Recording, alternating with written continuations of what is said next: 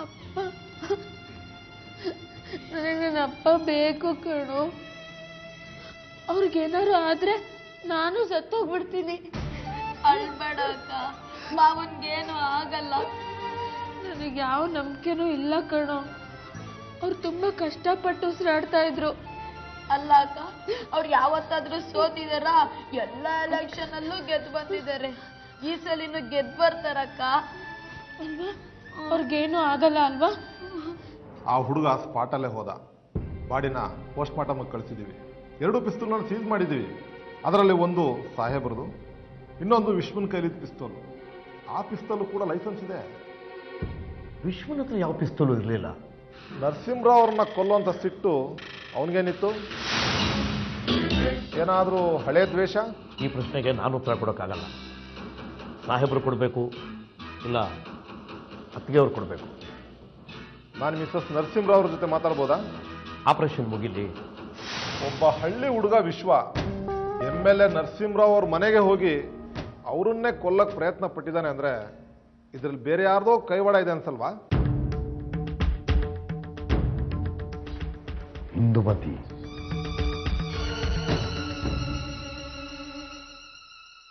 ನಾಣಿಯವರೇ, ಹೊರಗಡೆ ತುಂಬ ಜನ ಕಾರ್ಯಕರ್ತರು ಜಮಾಯಿಸಿದಾರಂತೆ. ನಿಮ್ಮ ಕಡೆ ಯಾರಾದರೂ ಬಂದು ಸಮಾಧಾನ ಹೇಳಿ. ಲಾ ಆ್ಯಂಡ್ ಆರ್ಡರ್ ಪ್ರಾಬ್ಲಮ್ ಆಗೋದು ಬೇಡ. ಸರಿ, ನಡೀರಿ, ನಾನೇ ಬರ್ತೀನಿ.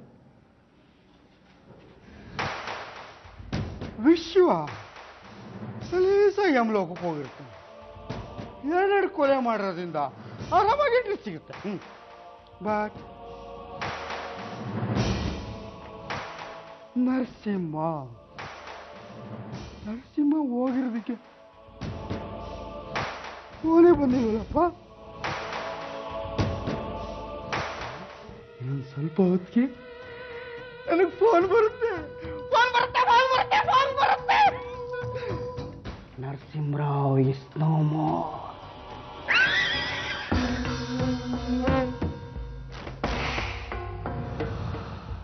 ಅಣ್ಣ ಚಟ್ಟ ಇರೋದು ಕೂಡಲೇ ಈ ಮನೆಗೆ ನಾನೇ ಯಜಮಾನ. ಏನಾಯ್ತು ಡಾಕ್ಟರ್? ಅವ್ರ ಬೆನ್ನಿಗೆ ಗುಂಡು ತಗಲಿತ್ತು, ಅದನ್ನು ಹೊರಗೆ ತೆಗೆದಿದ್ದೀವಿ. ಆದರೆ ಅವ್ರಿಗೆ ಬ್ಲಡ್ ಪ್ರೆಷರ್ ಹೆಚ್ಚಾಗಿರೋದ್ರಿಂದ ಮೆದುಳಲ್ಲಿ ರಕ್ತಸ್ರಾವ ಆಗಿದೆ. ಹೀಗಾಗಿ ಅವರು ಕೋಮಾ ಸ್ಟೇಜ್ಗೆ ಹೋಗಿದ್ದಾರೆ.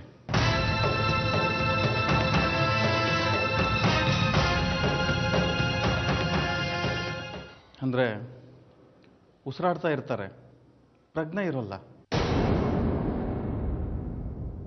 ಒಂಥರ ಜೀವ ಇದ್ರೂ ಶವದ ಥರ.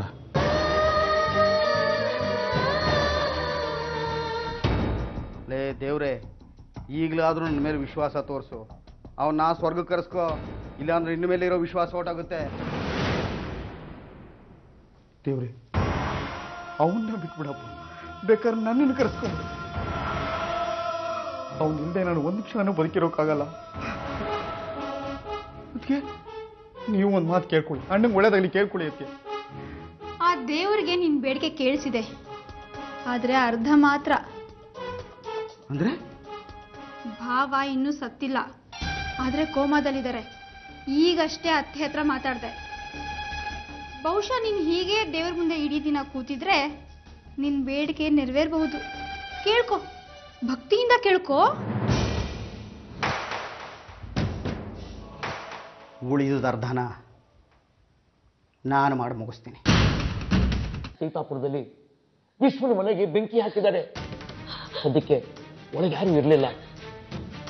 ಈ ತಕ್ಷಣ ಹೊರಗಡೆ ಹೋಗಿ ಜನಗಳಿಗೆ ಯಾರಾದರೂ ಸಮಾಧಾನ ಹೇಳಬೇಕು. ಹಿಂದೆ ಹೋದ್ರೆ ಪರಿಸ್ಥಿತಿ ಏನಾಗುತ್ತೋ ಗೊತ್ತಿಲ್ಲ. ನಾನು ಹೇಳ್ತೀನಿ ನಾಣಿ ಅಣ್ಣ.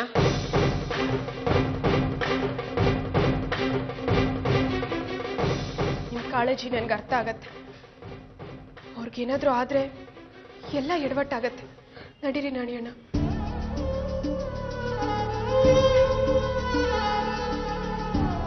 ಸಾವಿತ್ರಿ